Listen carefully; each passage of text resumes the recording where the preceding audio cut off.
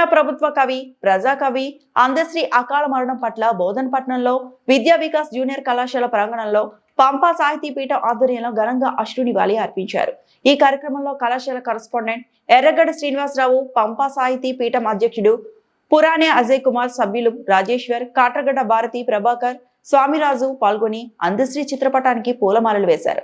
అందశ్రీ జీవిత గాథను విద్యార్థులతో పంచుకుంటూ ఆయనకు సాధారణ విద్యాభ్యాసం లేకపోయినా సామాజిక స్పృహతో, జ్ఞానదీప్తితో అక్షరగలంగా ఎదిగారని వివరించారు. తెలంగాణ ఉద్యమ సమయంలో ఆయన రాసిన జయ జయ హో తెలంగాణ గీతం రాష్ట్ర ప్రజల ఆత్మగీతంగా మారి తర్వాత రాష్ట్ర ప్రభుత్వంచే అధికారిక రాష్ట్ర గీతంగా ఆమోదించబడిన సంగతి గుర్తు చేశారు. ఆయన కవిత్వం ప్రజాస్వామ్య విలువలు, సమాజ సమస్యలు, తెలంగాణ ఆత్మ గౌరవం ప్రతిబింబించేలా ఉందని ప్రసంగించారు. అందశ్రీ రచనలు కేవలం సాహిత్యం కాదు, ప్రజా ఉద్యమానికి మార్గదర్శకత శక్తి అని వక్తలు పేర్కొన్నారు. తెలుగు భాషా సౌందర్యం, సామాజిక చైతన్యం కలగలిసిన ఆయన కవిత్వం కొత్త తరాల రచయితలకు ప్రేరణగా నిలుస్తుందని తెలిపారు. ఈ కార్యక్రమంలో విద్యార్థులు తదితరులు పాల్గొని ఘనంగా నివాళులు అర్పించారు.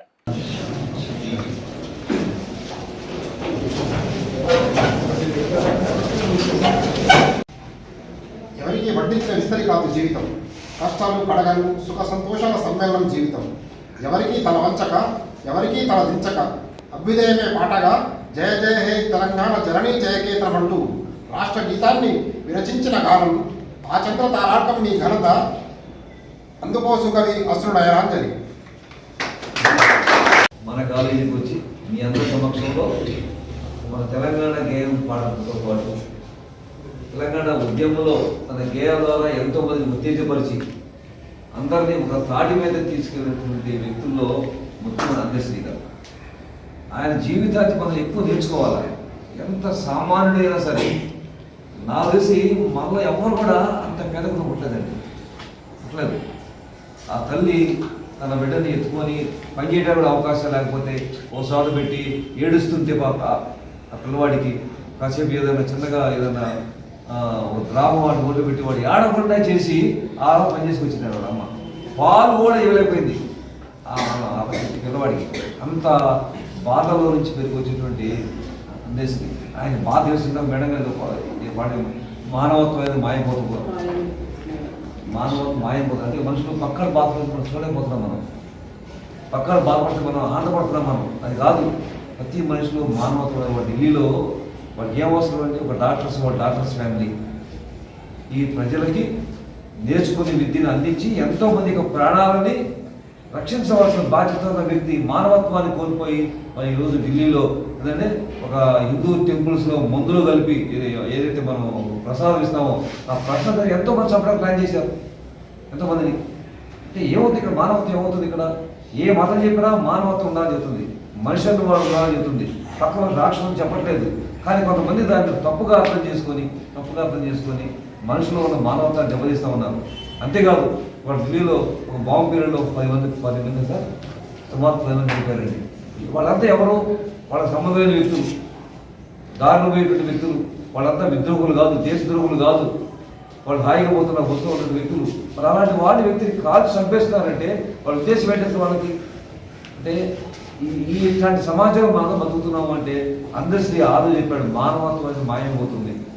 ప్రతి మనిషిలో మానవత్వం ఉండాలి, ప్రపంచంలో ప్రతి వ్యక్తికి మానవత్వం ఉండాలి. ఇవాళ విమానాలు ఇక్కడ ఎందుకు పంపించారు? చదువుకోమని. దానికి అన్యాయం జరగకూడదు. అమ్మా నాన్న యొక్క కష్టాన్ని, నాన్నల యొక్క కష్టాన్ని, వాళ్ళు బట్టలు కొనుక్కున్నా బట్టలు కొనుక్కోకపోయినా, వాళ్ళు తినకపోయినా నా కొడుకు విద్యా వికాసం బాగా చదవాలి, విద్యా వికాసం వాళ్ళు రాణించాలంటే ఏ ఆశతో పంపుతున్నారో దాన్ని కాపాడే మానవత్వం ఇక్కడ. అదే ప్రేమ అంటే. ఎప్పుడైతే మనం దాన్ని కోల్పోతామో, ఏ ఉద్దేశంతో మనం ఉన్నామో ఆ ఉద్దేశంతో కోల్పోతామో మనలో మానవత్వం నశించినట్లకే. సో ఈ యొక్క రోజు మనం నివాళులు అర్పిస్తూ మన అందశ్రీగా, నేను కూడా అందశ్రీ ఒకసారి మాట్లాడడం జరిగింది, మొదలు ఒకసారి మా రావడం జరిగింది. ఆ రోజు మా అమ్మ నాన్నకి చెప్తా చేసింది నాకు బాగా ఏదో చెప్పాడు, నాకు సరిగ్గా అన్ని చెప్పాడు, ఎంతో బాగా చెప్పాడు. తల్లి బాధ కూడా నేను నోచుకోలేకపోయాను, తల్లి ప్రేమ కూడా నేను నోచుకోలేకపోయాను అని ఆయన బేసికల్గా నిజామాబాద్లో ఉండేవాడు. బేసికల్గా నిజామాబాద్ ఉండేవాడు. అప్పుడు ఆయన చెప్పాడు, నేను మొత్తం మర్చిపోవడం జరిగింది.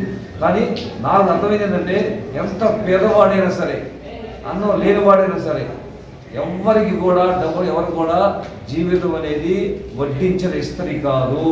ఆ ఇస్తరు అన్నీ రావాలంటే కష్టపడాల్సిందే. ఏ మనిషి అయితే కష్టపడతాడో సిన్సియర్గా ఆ వ్యక్తి అనుకున్న లక్ష్యాన్ని చేరతాడే విషయాన్ని మన అందశ్రీ ద్వారా మనం తెలుసుకోవాలా.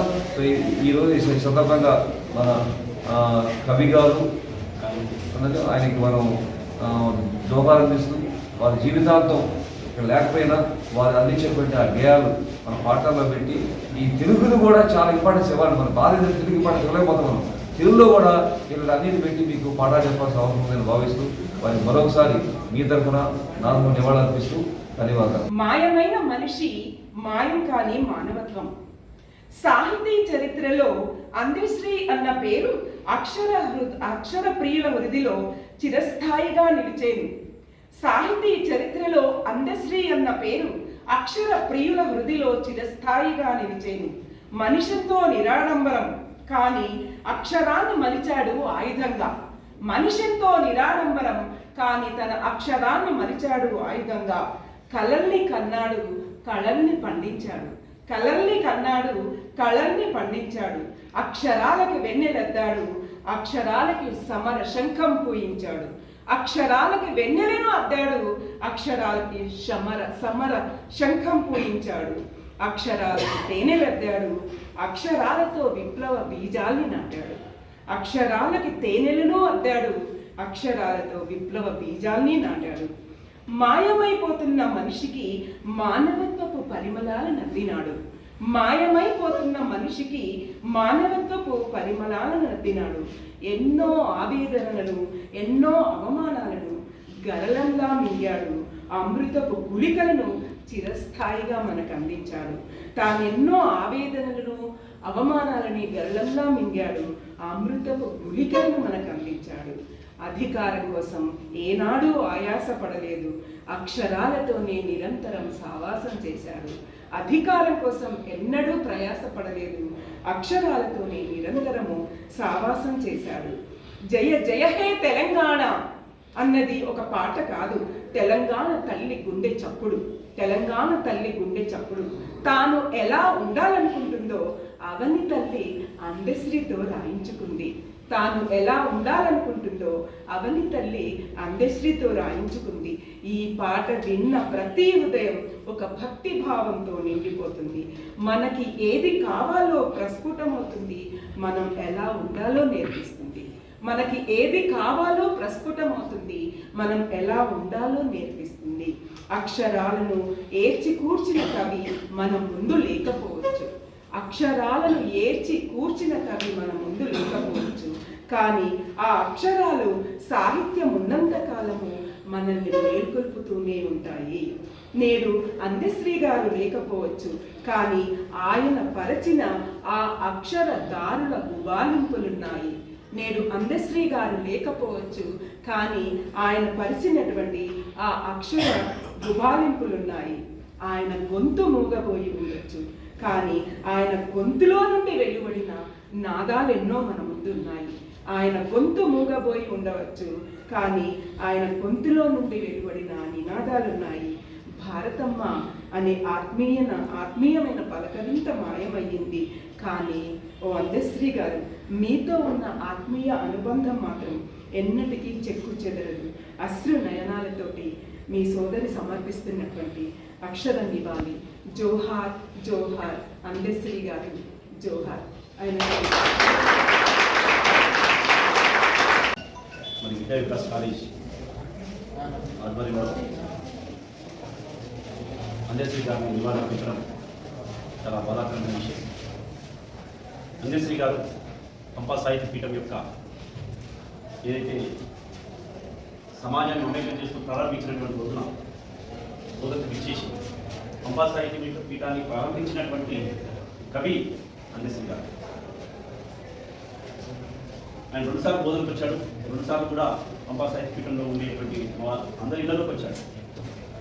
మా ఇంట్లో అందరితో ఛాయాచిత్రాలు తినడం జరిగింది. తమ్ముడు అనే ఆప్యాయంగా పిలిచేటువంటి మనందరి మధ్య లేదు అన్నటువంటి విషయాన్ని మా పంపా సాహిత్య పీఠానికి జీవించుకోలేటువంటి అంశం. మా సాహిత్య పీఠానికి మాత్రం చాలా నష్టం జరిగిందని అనుకుంటున్నాము. భగవంతుడు మరి పంపా సాహిత్య పీఠానికి, తెలుగు సాహిత్య ప్రజానికానికి, తెలంగాణ భాషకి తీరిన అన్యాయం చేశాడనే మనం ఈ సందర్భంగా చెప్పుకోవచ్చు. నిజామాబాద్ జిల్లాతో చాలా మమేకమై ఉంది. నిజామాబాద్ జిల్లాలో ఆయన ఉప్పరిపరి అంటే వేస్తి పని చేసినాడని చెప్పేసి ఆయన చెప్పుకున్నాడు.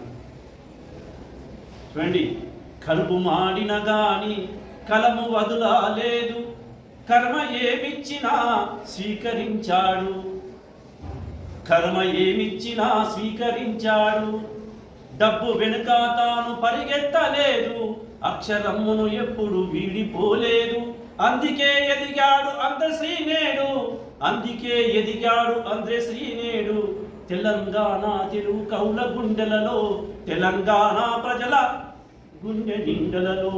అందుకే అందశ్రీ అనేవాడు అక్షరాల వెంట పరిగెత్తాడు కాబట్టి ఈరోజు తెలంగాణ ప్రజల గుండెలో నిండిపోయాడు, సాహిత్యంలో నిండిపోయాడు. మరి మనం దేని వెంట పరిగెడుతున్నాం? ఆయన చెప్పాడు అంటే మాయమైపోతున్నాడన్నా నేడు మనిషి అన్నవాడు, మచ్చకైనా కానరాడు, ఒక్కడైనా చూడు నేడు. మాయమైపోతున్నాడన్నా నేడు మనిషి అన్నవాడు, 25 పైసల గరవత్తులు పెట్టి 65 కోట్ల వరములు అడుగుతాడు. మనం చేసే పని అంతా అదే కదా, మన కదా. ఏం పెడుతున్నాం? 2 అగరవత్తులు పెడుతున్నాం. 25 పైసల గరవత్తులు పెట్టి 65 కోట్ల వరములు అడుగుతాడు. ఏమి ఇంటర్మీడియట్లో ఫస్ట్ ర్యాంక్లో పాస్ కావాలి, 1000కి 1010 మార్కులు రావాలి, నీట్లో ర్యాంక్ రావాలి, ఇంజనీరింగ్లో సీట్ రావాలి, ఆ తర్వాత అమెరికా పోవాలి కదా. మరి అన్నీ నువ్వు, నీ భార్య, నీ కుటుంబమే చూసుకుంటే దేశానికి ఏం చూస్తావు అని అడుగుతున్నాడు అందశ్రీ. నేను కని పెంచిన తల్లిదండ్రులకి ఏమిస్తావు, నేను ఆప్యాయంగా చూసుకున్న గ్రామానికి ఏమిస్తావు, నేను అక్షరాలు అందించిన సంస్థకి ఏమిస్తావు, నీకు గొప్పవాడిని చేసిన దేశానికి ఏమిస్తావు అని అడుగుతున్నాడు. ప్రతి ఒక్కరికి అడిగాడు. మనం ఏం చేస్తున్నాం? అంటున్నాడు అదే దాంట్లో కింద, యుక్తి పేరా నడు రక్తిలో రాజయ్యి, యుక్తి పేరా నరుడు రక్తిలో రాజయ్యి, రాకసి రూపాన రంజిల్లుతున్నాడు. ఇది యుక్తి ఈరోజు ప్రపంచమంతా కదా. ఏమి పుస్తకంలో జవాబు వెతికేది లేదు, ఫేస్బుక్లో మాత్రమే ఫేస్ వెతికేది. అవునా? దాంట్లోనే రాజు అయిపోతున్నావు, దాన్ని చూసి ఏమైపోతున్నావు? రాక్షసుడు అయిపోతున్నావు కదా. రాక్షస ఎవరిని పంపిస్తున్నాము? తల్లిదండ్రులని గౌరవించడం లేదు, సమాజాన్ని గౌరవించడం లేదు, అక్షరాలు ఇచ్చింది గౌరవించడం లేదు, దేశాన్ని గౌరవించడం లేదు. చూడండి, ఎంబీబీఎస్ డిగ్రీ ఇచ్చాము, దేశం నుంచి 2 డాక్టర్లు ఎంబీబీఎస్ డిగ్రీ దేశంలో చదువుతున్నారు, ప్రభుత్వం సహాయ సహకారాలు అందించింది. ఈరోజు ఢిల్లీలో మరి అలాంటి ఎన్నో దుర్మార్గాలు చేయడానికి సాధించారు. ఎంబీబీఎస్ డిగ్రీ మన దేశానికి సంబంధించింది, మన దేశ ప్రజలకు సేవ చేయడానికి సంబంధించింది. ఇలాంటి ఎంతోమంది విద్యావేత్తలు తాము సంపాదించిన డబ్బు చేత కళాశాలను నిర్మించి ఉచితంగా తక్కువ ధరకు విద్యను అందిస్తుంటే వాళ్ళు వాటిని ఉపయోగించుకొని మన దేశం కాదు దేశాన్ని నాశనం చేయడానికి ఈరోజు ఆ యొక్క విద్యను ఉపయోగించారు. రచయితగా కూడా అందశ్రీ మనం చెప్పుకుంటే ఆయన విప్లవం చెప్పాడు, కానీ సమాజాన్ని బాగుపరచండి అని చెప్పాడు. మిత్రులారా, అందరికి చెప్పింది ఏంటంటే, మనం దేశాన్ని ఏమి అడగకండి, 3000 పెన్షన్ ఇస్తున్నారు సార్, ఇంకా 3000 పెన్షన్ ఏమి అని అడగకండి, దేశానికి పెన్షన్ ఇచ్చే స్థితికి మీరంతా ఎదగండి అని చెప్పాడు. అందశ్రీ జీవితం కానీ, మోడీ జీవితం కానీ,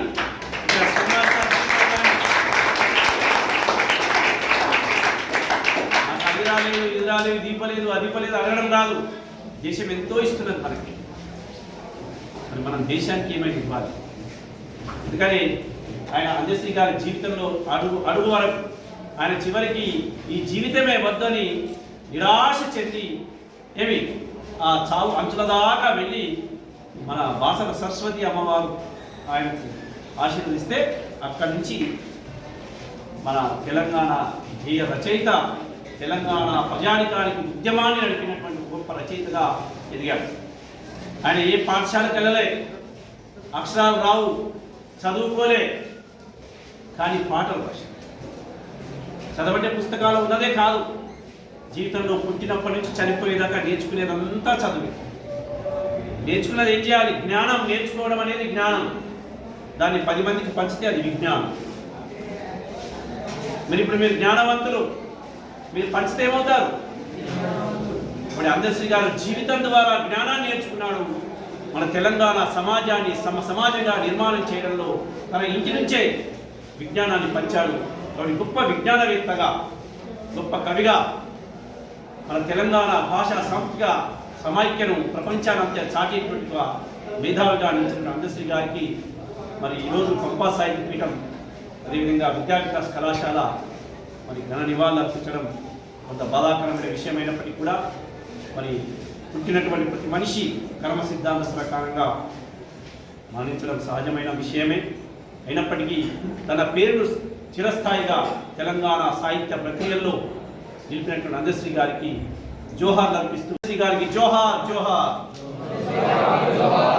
అందశ్రీ గారికి జోహార్ జోహార్, అందశ్రీ గారికి జోహార్ జోహార్. అమర్ హై అందశ్రీ, అమర్ హై అందశ్రీ, అమర్ హై అందశ్రీ. ప్రోగ్రాం ఇదేం చిన్నది కాదు. మనకు ఈ ప్రోగ్రాం పెట్టాలన్న ఒక స్థలం కావాలి.